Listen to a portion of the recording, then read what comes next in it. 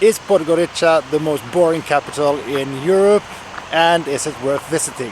That's the questions that we're gonna answer today. And we have come up with 5 categories that we're gonna rate Podgorica by. People, sights, food and drinks, getting around, and price. So at the end of this vlog, we are gonna rate those 5 categories on a scale from 0 to 5 to see if we think it's worth visiting Podgorica. Let's go!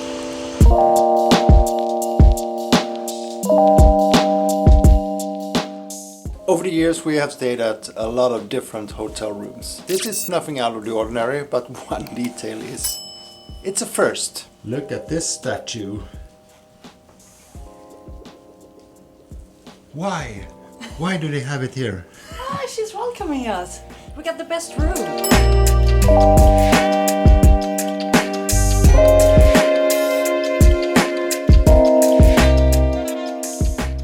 This part of Podgorica, the old town, which I believe is called Stara Vraros, is what's left from the Ottomanian rule. Podgorica was bombed several times during the World War II, but this is still remaining.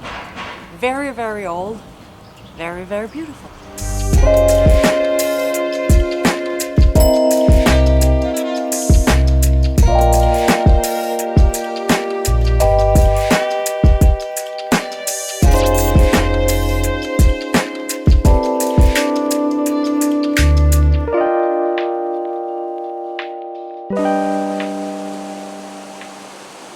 It's too bad. This could have been such a beautiful spot, but there's so much garbage and trash everywhere.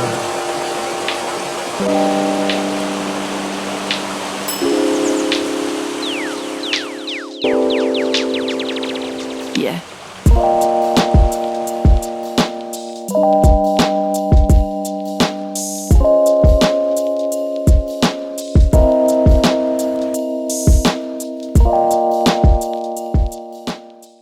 I thought it was a bunker.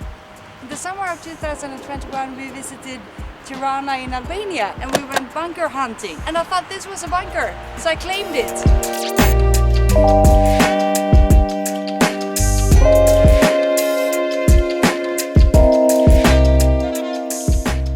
We're trying our first beverage for the day and it's a double espresso.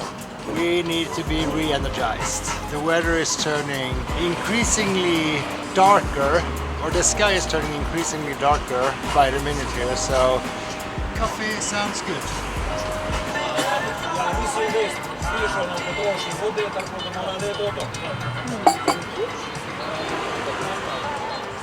Thank you.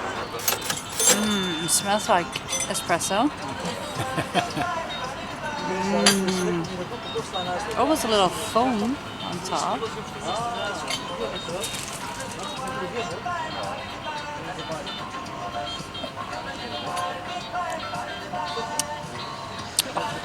Dark, thick, and bitter.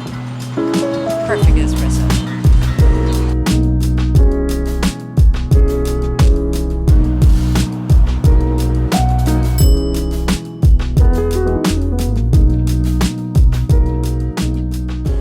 There's a long line to something.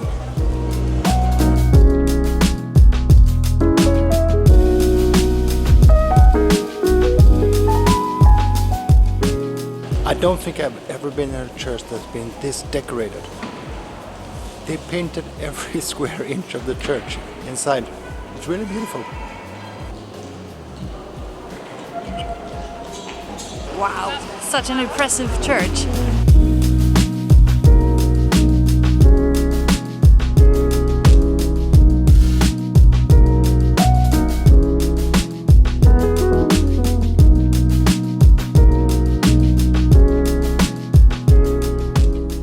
We've been walking around for a couple of hours and 2 things really stands out in this city.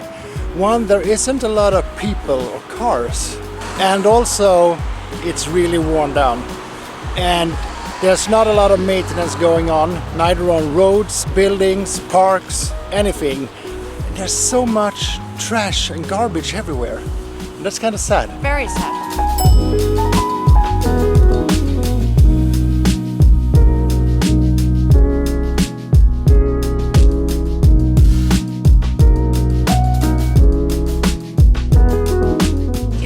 for lunch and we have ended up on the pedestrian street where there's a lot of cafes and restaurants. Let's see what we can find.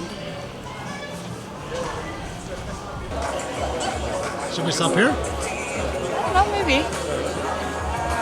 There's a lot of people here. It's a good sign, isn't it? All right.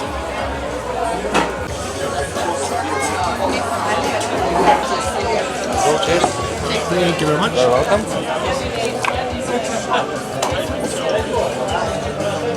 There's actually a lot to choose from here, and I don't know what to choose.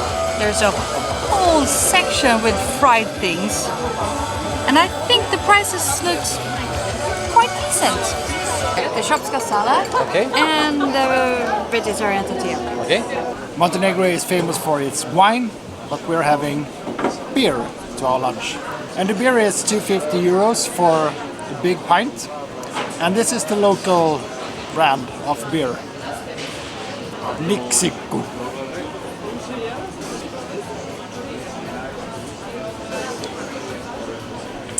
And it's a light lager. We have been waiting for a while, but the food has finally arrived. I love the display. This piece of art here of French fries. And it's a veggie tortilla. And the shopska salad. Tortilla is filled with pepper, zucchini, aubergine, onions. The sauce with, I believe, some garlic in it.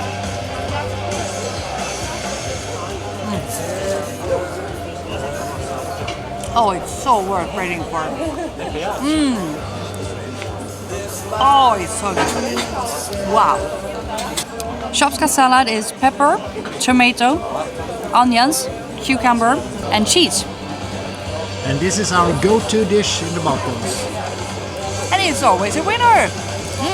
Fresh, creamy with the cheese. Super.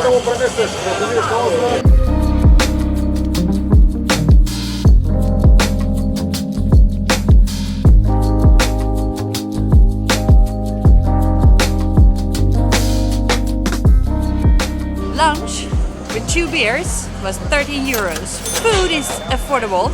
Drinks are cheap. Not sure what this building is, but it looks like it's a significant one. This is where the dog sleeps. There's 1 dog, 2 dogs, and 3 dogs. Oh, they're so cute, the dogs. I don't think we can bring them home in a carry-on luggage. Oh, he's so cute. He's such an adorable puppy. Thank you, puppy. He's We gotta perfect. go. We He's the gotta perfect go. size. Yeah, we gotta go.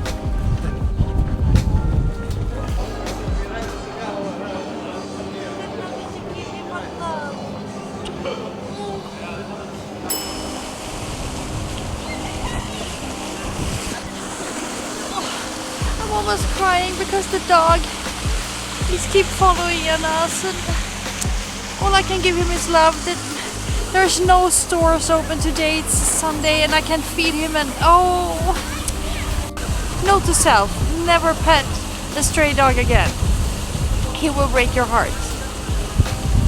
We had to escape into a cafe because the dog was following us.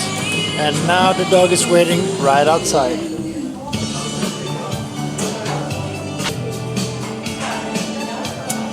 I'm so heartbroken. Since we're trying out foods and beverages, we have ordered some cheesecake, maybe not very local, but still, and Turkish coffee. Not very local either, but I think with the Ottoman history, it's a little bit local. First of all, yes, I have washed my hands since I pet the puppy. Second of all, I'm guessing that's second of all. we're having Turkish coffee, and it's very thick and very strong. And she asked whether we wanted sugar or not, and we said no sugar because this is sugar.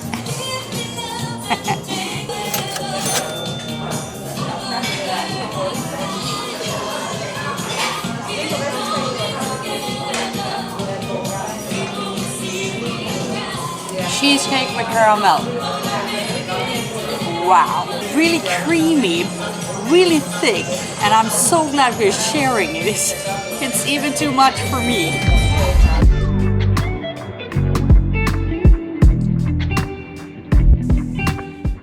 First part of the day was exploring the sights, and the second part of the day, eating, drinking.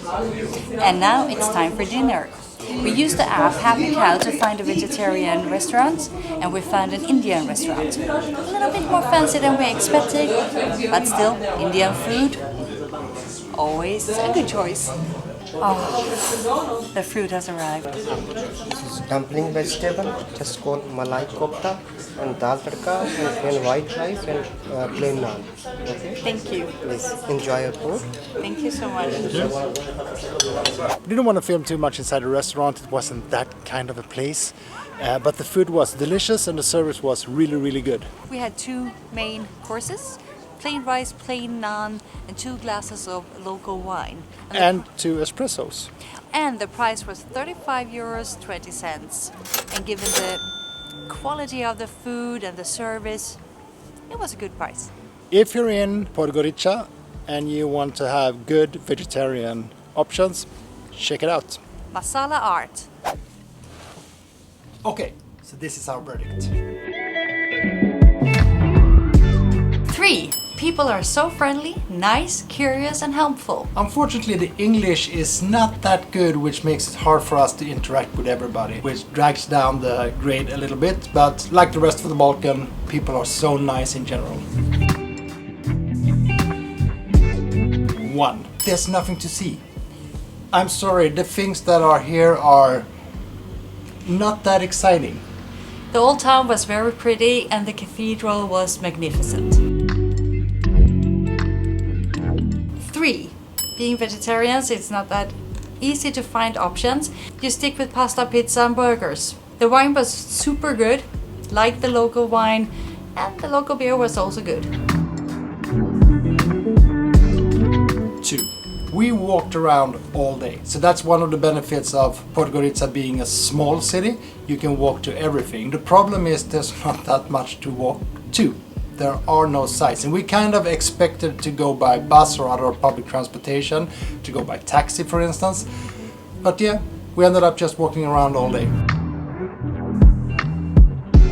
3. Food, a little bit more pricey than we thought it will be. Drinks, not that expensive at all. And that's pretty much everything we spent money on. We also expected to spend money on entrance fees or other things, but we ended up just paying for food and drinks. And that gives us the average of 2.4. Is it worth it to visit Podgorica? No, actually. I think if you are to spend time in Montenegro, which I think you should if you have the option, but you should spend it on the coastal side of the country, in Kotor for instance. Or Budva. We only drove through Budva and maybe we should have stopped there. But is it the most boring capital of Europe? Don't know, haven't been to them all, but probably one of them, yes. I'm afraid I absolutely agree. Anyhow, we're so glad we've been here. Thank you so much for following us around.